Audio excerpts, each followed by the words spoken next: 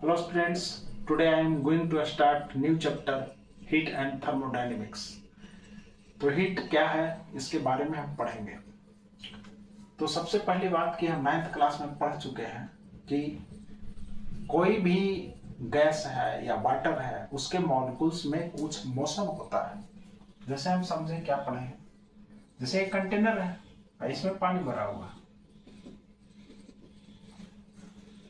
इसके नीचे हम कलर कुछ डाल दें। हम उसमें पढ़े हैं पोटेशियम परमैंगनेट का कलर। मान लीजिए पोटेशियम परमैंगनेट यहाँ है, यह कलर जैसा है। मान लीजिए ये कलर है, कोई भी कलर हो सकता है, पिंक कलर है।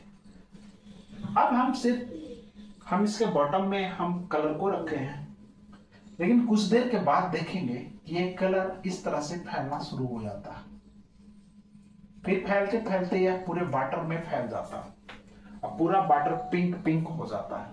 इसका कारण क्या है? इसका कारण यह है कि वाटर के जो मॉलिक्यूल्स हैं वह रैंडम मोशन कर रहे हैं और यहाँ पे डिसॉल्व किया, उस रैंडम मोशन के कारण यह पूरे वाटर में फैल गया। तो कहने का मतलब यह है कि इसके मॉलिक्यूल्स जो है, वाटर के मॉलिक्यूल्स जो है, वह कहीं ना कहीं मोशन कर रहे हैं। और हम जानते हैं कि जब भी कोई पार्टिकल या बॉडी मोशन करता है तब उसमें कुछ ना कुछ काइनेटिक एनर्जी होती है। इसका मतलब कि इसके सारे मॉलिक्यूल्स का कुछ ना कुछ एनर्जी है, काइनेटिक एनर्जी है। तो टोटल इंटरनल और सारे जो मॉलिक्यूल्स का काइनेटिक एनर्जी होगी उसको हम कहेंगे इंटरनल काइनेटिक एनर्जी। तो टोटल काइनेटिक एनर्जी जो होगा, टोटल काइनेटिक एनर्जी कितना होगा? तो सारे मॉलिक्यूल्स का जो काइनेटिक एनर्जी होगा उसका सम टोटल काइनेटिक एनर्जी होगा। अच्छा, अब इस हम वाटर को हम क्या करें, हॉट करें, गर्म करें, तब क्या होगा? तब यहां पे हम देखेंगे कि मान लिया जाए कि सबसे पहले जो मोशन कर रहे थे इसके मॉलिक्यूल्स, वाटर के मॉलिक्यूल्स, वह क्या होंगे? धीरे धीरे मॉलिक्यूल्स अगर कर रहे थे तो गर्म करने के बाद इसके मॉलिक्यूल्स तेजी से वाइब्रेट करना शुरू कर देंगे या मोशन करना शुरू कर देंगे, और इस प्रकार से इसका टोटल काइनेटिक एनर्जी है वो इंक्रीज्ड हो जाएगा, बढ़ जाएगा। ठीक है, जब हम गर्म करते हैं तो इसका टोटल काइनेटिक एनर्जी बढ़ जाएगा। चलिए, अब हम गैस को हम लेते हैं। मान लिया जाए कि रूम है, रूम में गैस भरा हुआ है। गैस मतलब एयर है, एयर मान लीजिए, एयर है, सब जगह एयर है। तो इसका मोशन कैसा है, इसमें क्या क्या मोशन होती है, हम इससे समझेंगे। फिर सॉलिड को हम लेंगे। तो सबसे पहली बात कि मान लिया जाए कि मोशन हो रहा है। कौन सा मोशन भी होता है? Translative motion, rotative motion, vibrative motion. कौन सा मोशन? तो गैस में तीनों मोशन होता है। ठीक है, अब मान लिया जाए कि गैस है जो लेफ्ट से राइट जा रहा है, गैस मॉलिक्यूल्स सारे जा रहे हैं। क्या ऐसे मोशन होता है? सारे मॉलिक्यूल्स इधर से इधर मोशन करेंगे। अगर सारा मॉलिक्यूल्स इधर से इधर मोशन करेंगे तो इसका मतलब इधर वाला जो पार्ट है, इधर एयर खत्म हो जाएगा, सारा मॉलिक्यूल्स इधर पहुंच गया। ऐसा होता है क्या? तो मान लिया जाए कि मान लिया यहाँ पे कोई कोने में बैठा है, उसके तो दम घुटने लगेगा भाई, एयर ही नहीं है यहाँ पे, सारा एयर तो इधर आ गया। ऐसा होता है क्या कि हम एक कमरे में कोने में खड़े हैं और मेरा दम घुटने लगा? नहीं होता ना। तो इसका मतलब है कि ये जो एयर का मोशन हो रहा है वह रैंडम मोशन है, मतलब जितना लेफ्ट जा रहा है उतना ही राइट में भी जा रहा है। इस प्रकार से चारों ओर समान रूप से एयर फैला रहता है। क्लियर है? तो यहाँ पे एयर का जो मोशन है, एयर मॉलिक्यूल्स का मोशन है, वह रैंडम मोशन है, जितना लेफ्ट जा रहा है उतना ही राइट जा रहा है। अब यहाँ पे तीनों मोशन होता है, ट्रांसलेटिव मोशन, दूसरा रोटेटिव मोशन और तीसरा वाइब्रेटिव मोशन। वाइब्रेशन मतलब जब कोई पार्टिकल ऑसिलेट करता है ऐसे, तो उसको हम कहेंगे ऑसिलेशन। लेकिन ऑसिलेशन अगर फास्ट हो जाए, बहुत फास्ट, तो उसको कहेंगे वाइब्रेशन। क्लियर है? तो यहाँ पे तीनों मोशन के कारण जो काइनेटिक एनर्जी होगी, सारे मॉलिक्यूल्स का काइनेटिक एनर्जी कहलाएगा टोटल काइनेटिक एनर्जी। ठीक है जी, टोटल काइनेटिक एनर्जी कुछ ना कुछ है गैस का। लिक्विड का भी है। अब इसको गर्म करें, इसको अगर हम गर्म करते हैं तो ये जो एयर पार्टिकल है वो क्या होंगे, गर्म होना शुरू हो जाएगा, ठीक है। और गर्म होना शुरू हो जाएगा तब इसके जो मोशन है, काइनेटिक एनर्जी का मोशन है, वह मॉलिक्यूल्स का जो मोशन है वो बढ़ जाएगा। इसका मतलब काइनेटिक एनर्जी बढ़ जाएगी। क्लियर है। अब यहां पे हमें एक चीज देखने को मिलता है कि काइनेटिक एनर्जी अगर इंक्रीज करता है तो ये गर्म हो जाता है, और मेजरमेंट ऑफ हॉटनेस और कोल्डनेस, कितना गर्म है, उसी को तो टेम्परेचर कहते हैं। इसका मतलब टेम्परेचर क्या हो जाता है, इंक्रीज कर जाता है। तो टेम्परेचर और काइनेटिक एनर्जी में कोई ना कोई रिलेशन है। इसका मतलब टोटल काइनेटिक एनर्जी जो है, total kinetic energy directly proportional to temperature है। तो जो मतलब कि टोटल काइनेटिक एनर्जी बढ़ेगा तो बॉडी का टेम्परेचर बढ़ेगा। टोटल एनर्जी जो है, कौन सा एनर्जी, इंटरनल एनर्जी। यहां पे दो एनर्जी होगी, इसको हम समझेंगे पहले।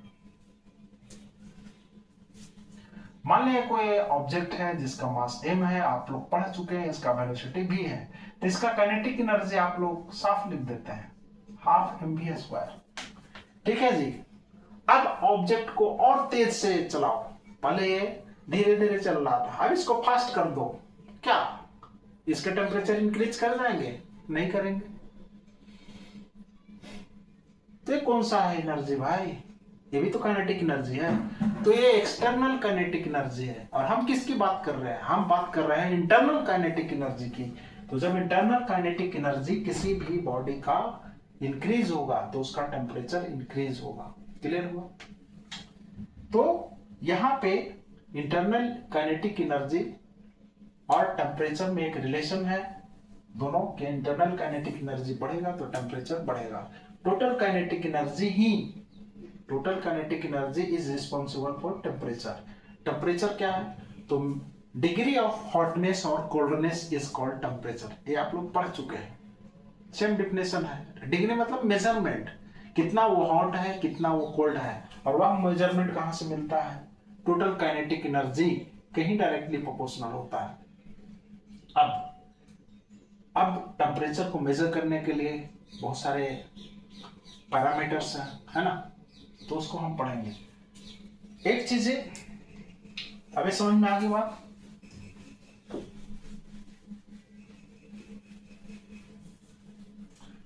अब क्या करें हम, मान लिया जाए किसी कंटेनर में वाटर भरा पड़ा है ना जी, और गर्मी का दिन है। अक्सर आप देखते हैं छत पे जो टंकी होती है उसके पानी गर्म हो जाते हैं, है ना, गर्मी के दिनों में। होता क्या है, इसमें ठंडी पानी है, भरते नीचे से आता है पानी, इसमें ठंडी होती है। अब इसके एयर जो है वो गर्म होते हैं, एयर पार्टिकल जो है इससे एक्सट्रैक्ट करता है कंटेनर से। अब कोई भी चीज है वह इसका काइनेटिक एनर्जी ज्यादा है और इसका काइनेटिक एनर्जी कम, इससे टकराता है तो इसका वाइब्रेशनल एनर्जी बढ़ जाता है ना जी। तो जब एयर मॉलिक्यूल्स इससे टकराते हैं तो कंटेनर का जो भी मॉलिक्यूल्स है उसका वाइब्रेशनल एनर्जी बढ़ता है, as well as the vibrational energy of the water is also increases. तो यहाँ पे अब इसके कांटेक्ट में आया तो यहाँ सबके वाइब्रेशनल एनर्जी बढ़े, और इस तरह से सबका वाइब्रेशनल एनर्जी बढ़ते गया, एंड टोटली सभी मॉलिक्यूल्स का, वाटर के सारे मॉलिक्यूल्स का वाइब्रेशनल एनर्जी या total kinetic energy of the water increases. मतलब इसका टोटल काइनेटिक एनर्जी बढ़ जाता है, और इस प्रकार से टोटल काइनेटिक एनर्जी बढ़ गया किसका, वाटर का, तो इसके क्या होंगे, टेम्परेचर इंक्रीज हो जाएगा। क्लियर है। अब देखिए कि मान लिया जाए कि दो ऑब्जेक्ट है, ये ए है, ये बी है। ये है हॉट, इसका टेम्परेचर ज्यादा है, और ये है कोल्ड। अब इसको हम कांटेक्ट में लाएं, तब क्या होगा, इसके मॉलिक्यूल्स का वाइब्रेशनल एनर्जी ज्यादा है, अभी ये वाइब्रेशनल एनर्जी ज्यादा है ना। इसके मॉलिक्यूल्स का टोटल काइनेटिक एनर्जी ज्यादा है, इसके काइनेटिक एनर्जी कम है। अब इसको जब जैसे ही कांटेक्ट में आते हैं तब ये जो तेजी से वाइब्रेट हो रहा है इसके मॉलिक्यूल्स को भी क्या करेंगे, तेजी से वाइब्रेट करवाने की कोशिश करेंगे और इसका काइनेटिक एनर्जी इसमें ट्रांसफर होना शुरू होगा। फिर ये इसके बाजू वाले को इस तरह से, फिर इसके बगल वाले को, फिर इसके बगल वाले को, इस तरह से ये जो यह भी है जो कोल्ड बॉडी है इसका total kinetic energy, internal kinetic energy बढ़ जाता है और इस कारण से बी ऑब्जेक्ट भी हॉट हो जाता है। तो जब भी हॉट बॉडी किसी कोल्ड बॉडी के कांटेक्ट में आता है तो कोल्ड बॉडी भी वार्म अप होने लगता है धीरे धीरे। ठीक है, तो इसका मतलब है एक चीज और कि क्या जब ए से बी को हम कांटेक्ट में लाए, मतलब हॉट बॉडी को कोल्ड बॉडी में हम को कांटेक्ट करवाए, तब क्या यहाँ पे कोई मैकेनिकल वर्क हो रहा है? क्या कोई डिस्प्लेसमेंट है? नहीं, यहाँ पे कोई मैकेनिकल वर्क नहीं हो रहा है, नॉन मैकेनिकल वर्क है। मतलब बाहर से कुछ दिख नहीं रहा है कि हाँ कोई वर्क हो रहा है, लेकिन यहाँ पे एनर्जी का ट्रांसफर हो रहा है और एनर्जी का ट्रांसफर को ही कहते हैं एनर्जी इन ट्रांजिस्ट। तो यहाँ पे क्या ट्रांसफर हो रहा है? एनर्जी ट्रांसफर हो रहा है और जो एनर्जी ट्रांसफर हो रहा है विदाउट एनी मैकेनिकल वर्क उसी को हम कहते हैं हीट। ठीक है, इसका मतलब इसके मॉलिक्यूल्स का काइनेटिक एनर्जी ज्यादा था और जब हम इसके कांटेक्ट में लाए तो धीरे धीरे इसके मॉलिक्यूल्स हैं वो मोशन कर रहे हैं इस तरह से, तो इसके मॉलिक्यूल्स को भी वो मोशन करवाना शुरू कर दिया। इस प्रकार से ये इसके बाजू वाले बगल वाले को, फिर इसके बगल वाले को, फिर इसके बगल वाले, इस तरह से धीरे धीरे क्या होता है, ये भी हॉट हो जाता है। जैसे हम देखते हैं कोई भी हम मेटल के जो ये है, जैसे किचन में जाइए तो मान लिया जाए कि वो चम्मच गर्म हो रहा है, इस यहाँ पे मान लिया गर्म हो रहा है तो ये थोड़ी देर के बाद इधर भी गर्म हो जाता है। कारण क्या है? सेम वही प्रोसेस है कि इसके मॉलिक्यूल्स जो है इस पार्ट के तेजी से वाइब्रेट करना शुरू कर रहे हैं, फिर इसके बगल वाले को वो मोशन काइनेटिक एनर्जी ट्रांसफर करेंगे, फिर इसको बगल वाले को, इस प्रकार से ये इधर आते हैं। यहाँ पे मैकेनिकल वर्क नहीं हो रहा है, तो यहाँ पे एनर्जी इन ट्रांजिस्ट मतलब जो नॉन मैकेनिकल वर्क है और एनर्जी को ट्रांसफर कर रहा है वही हीट है। तो हीट क्या है? नॉन मैकेनिकल एनर्जी जो एक जगह से दूसरे जगह ट्रांसफर हो रहा है वो हीट है। तो इसको हम कहेंगे हीट इन ट्रांजिस्ट, मतलब ट्रांसफर एनर्जी। ट्रांसफर कब होगा? जब टेम्परेचर डिफरेंस होगा। टेम्परेचर डिफरेंस मतलब एक ठंडा होगा एक गर्म होगा, ठीक है, लेकिन ये कब तक होगा? ये कब तक यहां से यहां जाते रहेगा? जब दोनों का टेम्परेचर सेम हो जाए। सेम ना हो जाए तब तक वो जाते रहेगा, सेम हो जाएगा तो ये ट्रांसफर बंद हो जाएगी। मतलब दोनों एक जैसा वाइब्रेट करना शुरू होगा तब एनर्जी का ट्रांसफर बंद हो जाएगी। तो जब दोनों बॉडी का टेम्परेचर सेम हो जाएगा तो हीट एनर्जी का ट्रांसफर बंद हो जाएगा। तो हीट क्या है, टेम्परेचर क्या है, चलिए इसको हम समझ गए, अब इसको लिखाते हैं।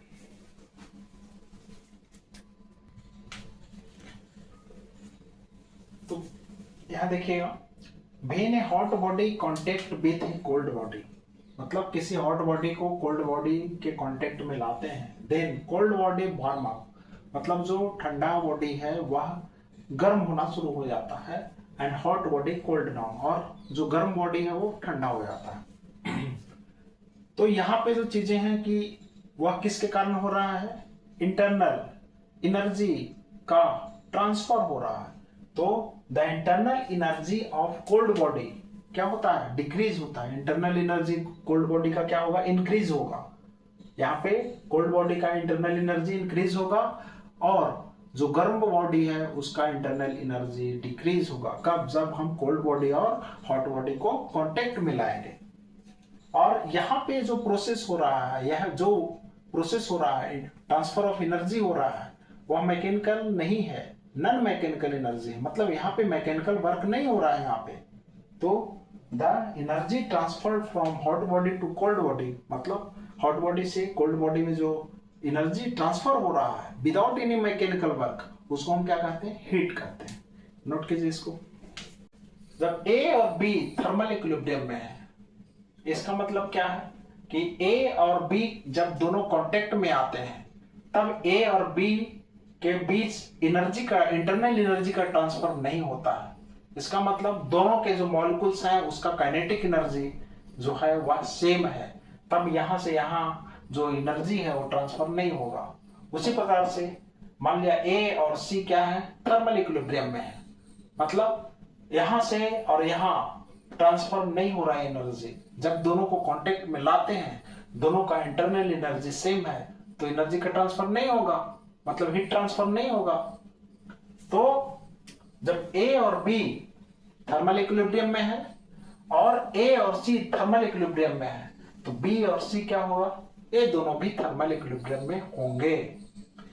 कहने का मतलब यह है, बारीकी से समझिए कि अगर इसके मॉलिक्यूल सेम काइनेटिक एनर्जी, इसका भी सेम काइनेटिक एनर्जी है ना, और इसका सेम काइनेटिक एनर्जी, तब एनर्जी का ट्रांसफर कहां होगा, नहीं होगा। इसका मतलब सारे का जो टेम्परेचर है वह सेम होगा, मतलब थर्मल इक्विलिब्रियम में होंगे। क्लियर है। और इसी को हम कहते हैं जेरोथ लॉ ऑफ थर्मोडायनेमिक्स। अब two body are in set to be thermal equilibrium कब, जब if no transfer of heat, जब ट्रांसफर हीट का नहीं होगा, हीट का ट्रांसफर नहीं होगा, तब क्या होगा, वो दोनों थर्मल इक्विलिब्रियम में कहलाएंगे। यहाँ पे ए और बी क्या है, थर्मल इक्विलिब्रियम में है, और ए और सी क्या है, थर्मल इक्विलिब्रियम में है, तो बी और सी भी थर्मल इक्विलिब्रियम में होगा। और इसी को हम कहते हैं zeroth law of thermodynamics. Note कीजिए।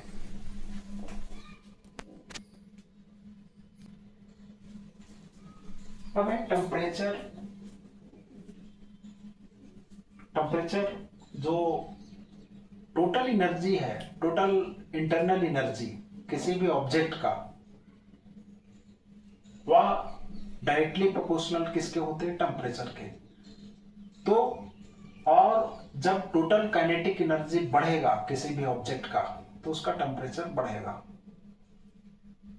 तो डिग्री ऑफ हॉटनेस और कोल्डनेस को ही कहते हैं, मतलब डिग्री मतलब मेजरमेंट, कि कितना वो ठंडा है, कितना भी ऑब्जेक्ट गर्म है, उसको कहते हैं टेम्परेचर। और टेम्परेचर मेजर करने के लिए जो डिवाइस है उसको हम कहते हैं थर्मामीटर। सॉरी, तो थर्मामीटर एक डिवाइस है जो टेम्परेचर को मेजर करता है। अब टेम्परेचर को मेजर करने के लिए बहुत सारे स्केल हैं। जैसे अगर कोई बीमार पड़ता है, उसके बुखार है या जो भी है, तो उसको बॉडी का टेम्परेचर मेजर करने के लिए हम यूज करते हैं फ़ारेनहाइट स्केल को। तो कहीं सेल्सियस स्केल, जब हम रूम टेम्परेचर या वेदर एटमॉस्फेरिक टेम्परेचर को हम मेजर करते हैं, तो उसका वहां पे हम यूज करते हैं सेल्सियस पैमाना। अब ऐसा यूनिट क्या होता है, ऐसा यूनिट जो टेम्परेचर का है वो केल्विन। तो हम डिफरेंट जो स्केल्स हैं उसके बारे में हम पढ़ेंगे। तो चलिए पढ़ते हैं इसको, पहले इसको नोट डाउन कीजिए। टेम्परेचर स्केल पढ़ने से पहले हम दो टर्म को समझेंगे, एक है आइस पॉइंट और दूसरा है बॉइलिंग पॉइंट, है ना। आइस पॉइंट को हम फ्रीजिंग पॉइंट भी कहते हैं या मेल्टिंग पॉइंट भी कहते हैं, है ना।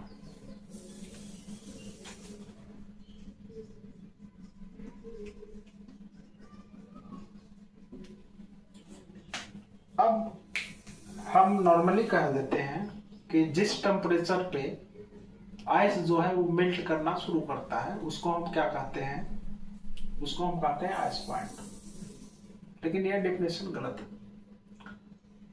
आइस पॉइंट कुछ भी हो सकता है। जब हम प्रेशर को घटाएं या बढ़ाएं, मतलब प्रेशर को हम वैरी करें, तो मेल्टिंग पॉइंट और बॉइलिंग पॉइंट वाटर का या किसी भी लिक्विड का या मटेरियल का क्या होता है, वेरी करता है। तो यहाँ पे जब भी हम जानते हैं कि आइस पॉइंट मतलब जिस पॉइंट पे वो आइस मेल्ट होता है, तो कब कितने प्रेशर पे, तो 1 atm मतलब 1 एटमॉस्फेरिक प्रेशर पर, यहाँ पे लिखना बहुत जरूरी है। तो the temperature at which ice converted into water, मतलब आइस मेल्ट करना शुरू करता है at 1 atm 1 ATM, atmospheric pressure, उसी को कहते हैं हम क्या, मेल्टिंग पॉइंट। उस टेम्परेचर को क्या कहते हैं, मेल्टिंग पॉइंट। तो यहाँ पे 1 एटीएम लिखना बहुत जरूरी है।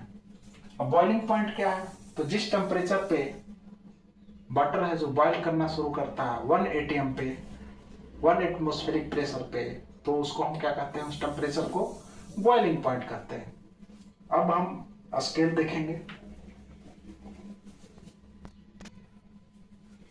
देखिए बच्चों, किसी भी थर्मोमीटर में 3 स्केल होता है, 3 पॉइंट होते हैं। एक होता है बॉइलिंग पॉइंट, जिसको हम कहते हैं अपर फिक्स्ड पॉइंट। दूसरा होता है आइस पॉइंट, जिसको हम कहते हैं लोअर फिक्स्ड पॉइंट, है ना, अपर फिक्स्ड पॉइंट और लोअर फिक्स्ड पॉइंट। और तीसरा होता है एब्सोल्यूट जीरो। इसके बारे में बहुत सारे जगह इसका डिस्कशन नहीं है, लेकिन एक होता है एब्सोल्यूट जीरो। अब हम स्केल की बात करते हैं। जैसे हम टेम्परेचर मेजर करते हैं रूम का, या जहां भी देखते हैं आज वेदर का, आज पटना में या दिल्ली में या कोलकाता में कितना टेम्परेचर है, तो उस तरह से हम देखते हैं।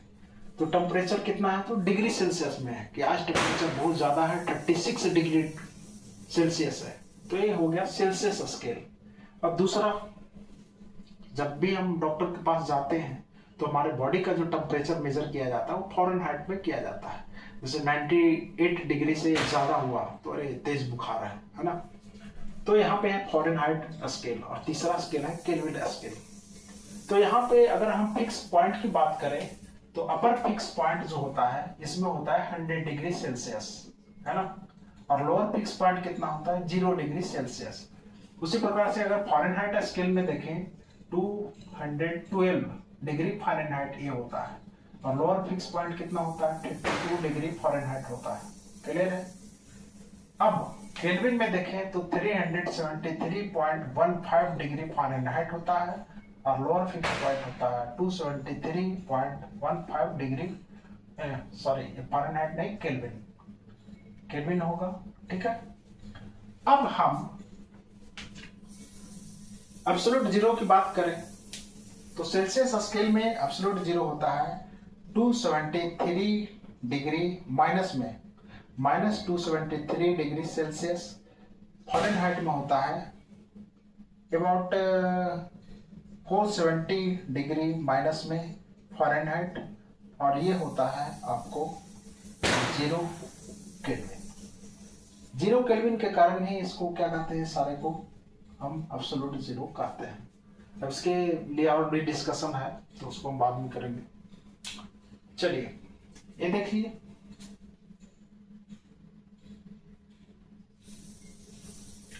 अब क्या होता है, अब सभी में कैलिब्रेटेड होते हैं, मतलब एक स्केल बनाया जाता है।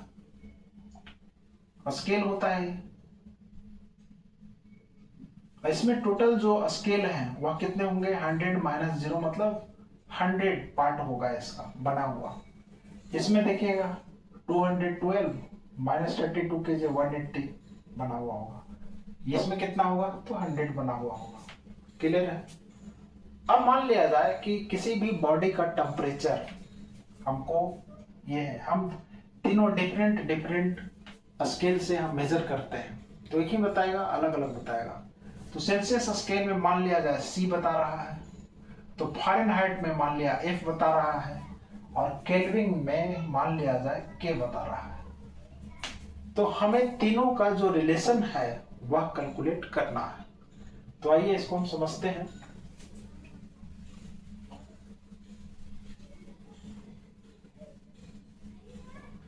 सबसे पहले हम 2 स्केल को लेते हैं, Celsius scale and Fahrenheit scale को लेते हैं। हम इसका ग्राफ बना लें।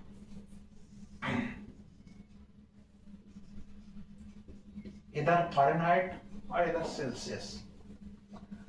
अगर 0 डिग्री सेल्सियस है तो फारेनहाइट में कितना हो रहा है, 32 डिग्री। मतलब ये सेल्सियस 0 है तो फारेनहाइट में कितना हो जाएगा, यहाँ पे 32 डिग्री हो जाएगा। क्लियर है जी। जब सेल्सियस में 0 है तो ये 32 हो रहा फारेनहाइट में। अब देखिए अगर सेल्सियस में 100 है तो फ़ारेनहाइट में कितना हो रहा है? 212।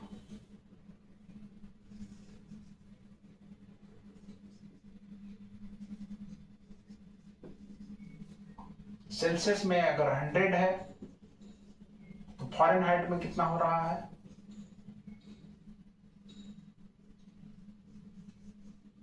फ़ारेनहाइट में 212 हो रहा है। चलिए अब इसको हम इस ग्राफ को बना देते हैं। ऐसे ऐसे बनेगा जी, सॉरी, यहां से बनेगा ऐसे, ठीक है। तो इसका ग्राफ ये हो गया, किसका? फ़ारेनहाइट और सेल्सियस स्केल का जो ग्राफ है।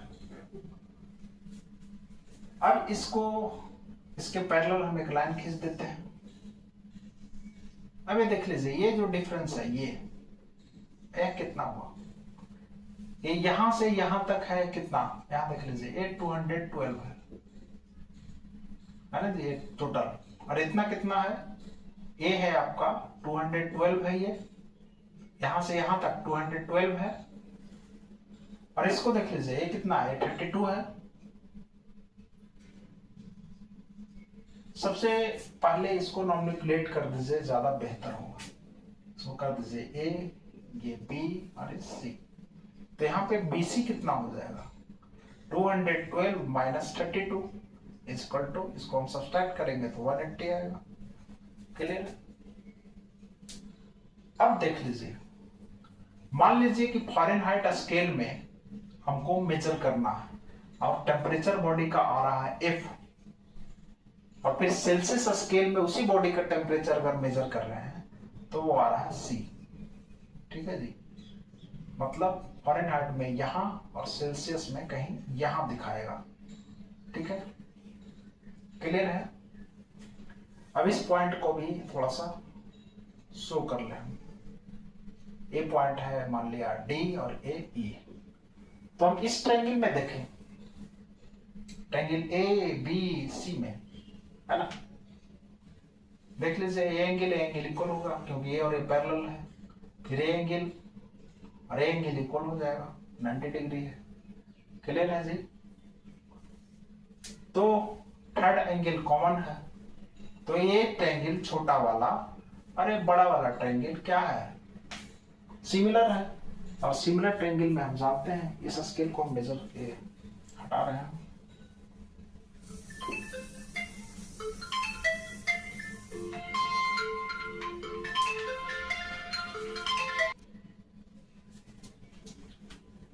तो बच्चों, यहां पे ट्रायंगल ABC और ट्रायंगल ADE दोनों क्या है? सिमिलर है। तो इसको हम देखते हैं तो क्या हो जाएगा? यहां पे BC बाई DE, जैसे इस ट्रायंगल में ए साइड और ए साइड का रेशियो वही होगा जो AB और AD का होगा। अब सबका हम वैल्यू देना चाहेंगे। ये कितना है जी? ये तो है तुम्हारा 212 minus 32, 212 minus 32 divided by DE। DE कितना है? ये है तुम्हारा आपका, ये देखिए, ये यहां से यहां तक, यहां से यहां तक F है, F ये भी होगा। और DC कितना है? 32 है। तो यहां पे हो जाएगा F minus 32 is equal to AB। AB कितना है? अब AB है आपका 100, ठीक है, बाई AB बाई है AD। AD जितना है उतना ही OC है, तो हम लिख दें OC कितना है? ये देख लीजिए, या C के बराबर है। हमने इस पॉइंट को हम क्या माने हैं? ये C है। जितना C है इस स्केल में उतना ही है इस स्केल में F, तो ये है आपका C। ठीक है जी, ये यहां से यहां तक जो है वो C है। क्लियर है? अब हमें रिलेशन ऐसा मिल गया। अब 100 को हम 100 माइनस 0 कर दें और C माइनस 0 कर दें, कुछ समझने के लिए। तो यहाँ पे हमें एक रिलेशन मिल रहा है, यह है आपका फ़ारेनहाइट में क्या है, अपर fix point,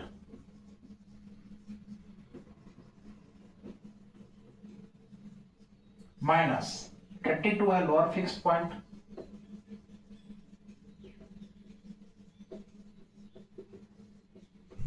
divided bye F क्या है जी, जो बॉडी का टेम्परेचर है, मतलब temperature of the body, temperature of the body minus ये क्या है 32 लोअर फिक्स पॉइंट,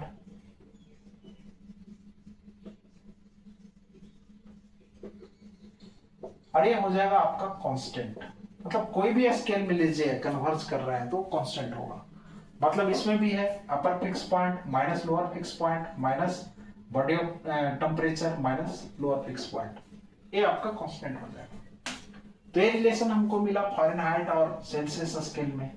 अब इसको और हम सॉल्व करते हैं।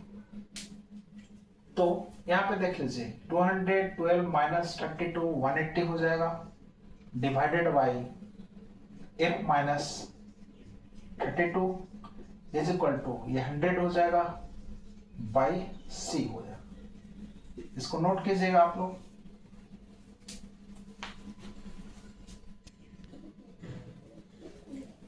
अब इस चीज को हम ऐसे भी लिख सकते हैं, temperature of the body minus lower fix point, इसको हम उल्टा किए, divided by upper fix point minus lower fix point is equal to constant. दोनों में से कोई भी टर्म हो सकता है।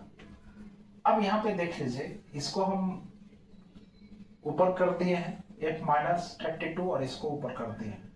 तो यहाँ पे देख लीजिए नीचे आया 180, इधर 100, 10 से 10 गया है ना। यहाँ हम इसको कट करेंगे, यहाँ आ जाएगा 9, यहाँ आ जाएगा 5। तो इसको हम लिख सकते हैं F minus 32 is equal to 9 equal to C by 5 that imply F minus 32 is equal to 9 by 5c that imply F is equal to 32 को इधर ले जाएंगे, 32 प्लस 9 बाई 5c। ये रिलेशन आपको निकल गया। तो जब भी कोई डिग्री सेल्सियस में दिया हुआ है, मान लिया जाए कि हमारे यहाँ अभी टेम्परेचर है 40 डिग्री सेल्सियस, उसको फ़ारेनहाइट में बदलना है, तो सिंपल हम क्या करेंगे, तो एफ इक्वल टू कितना हो जाएगा 32 plus 9 by 5 into 40 8 that imply F equal to कितना हो जाएगा 32 plus 72 equal to 2 to 4 17 104 degree Fahrenheit. Clear है। तो हम जब भी सेल्सियस से फ़ारेनहाइट या फ़ारेनहाइट से सेल्सियस में बदलना होगा तो इस रिलेशन को हम यूज कर सकते हैं। लेकिन जो चीज है ये है, नॉर्मली इसको हम ज्यादा याद करेंगे, प्रेफर करेंगे कि temperature of the body minus lower fix point divided by upper fix point minus lower fix point is equal to constant. Clear है। इसी प्रकार से हम केल्विन और सेल्सियस को करते हैं, सेल्सियस और फ़ारेनहाइट को कर दिए हैं, फिर फ़ारेनहाइट और केल्विन को करेंगे, केल्विन और सेल्सियस को करेंगे। इस प्रकार से आप कर लीजिएगा।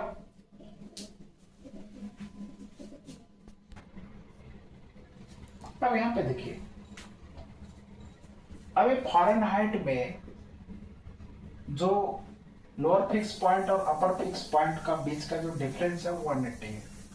सेल्सियस में क्या है 100 माइनस 0 ये 100 है। केल्विन में क्या है 373 माइनस 273 ये भी 100 है। तो यहाँ पे चेंज इन अगर टेम्परेचर रहे, चेंज इन टेम्परेचर, तो ये दोनों में सेम होगा। जैसे मान लिया जाए कि चेंज इन टेम्परेचर जो है, चेंज इन टेम्परेचर जो है वह है 20 degree Celsius, 20 degree Celsius. Change की हम बात कर रहे हैं। जैसे पहले था 30 डिग्री, फिर बाद में हो गया आपका 20 डिग्री, नहीं बाद में हो गया आपका 40 डिग्री सेल्सियस। तो चेंज कितना आया जी 20 डिग्री सेल्सियस, नहीं 30 और 20 50 है ना। चलिए अब हुआ, तो पहले था 30 डिग्री सेल्सियस टेम्परेचर, अब कितना हो गया 50 डिग्री सेल्सियस। तो चेंज इन टेम्परेचर कितना हुआ 20 डिग्री सेल्सियस। अगर हम इसमें करेंगे तो यहाँ पे सेम आएगा, चेंज इन टेम्परेचर कितना हो जाएगा 20 डिग्री केल्विन। क्यों? क्योंकि यहाँ पे जो चेंज है अपर फिक्स पॉइंट और लोअर फिक्स पॉइंट में वो सेम आ रहा है 100। लेकिन हम फ़ारेनहाइट में अगर हम करेंगे चेंज इन टेम्परेचर, तो यहाँ पे देख लिए 180 है, यहाँ 100 है, तो यहाँ पे चेंज इन टेम्परेचर जो है वो हो जाएगा 1.5 इंटू 1.8 इंटू 20, मतलब कितना हो जाएगा 30 डिग्री फ़ारेनहाइट। इस तरह से इसको हम किए कैसे, तो 1 डिग्री सेल्सियस चेंज में कितना चेंज होता है इसमें 180 बाई 100 मतलब 1.8 है ना जी। तो 50 ये कितना है 20 डिग्री सेल्सियस में कितना हो जाएगा 1.8 इंटू 20, वही तो मैं किया 36 डिग्री फ़ारेनहाइट। तो आज इस वीडियो लेक्चर में इतना ही। तो इस वीडियो को शेयर कीजिए, लाइक कीजिए, है ना, ज़्यादा से ज़्यादा लोगों तक पहुंचाइए। तो नेक्स्ट टॉपिक में हम आएंगे और इस पे रिलेटेड जितना भी क्वेश्चन है उसको बनाइए। नेक्स्ट वीडियो लेक्चर में हम बहुत सारे प्रॉब्लम्स को करेंगे। तो बने रहें जेके सर के साथ।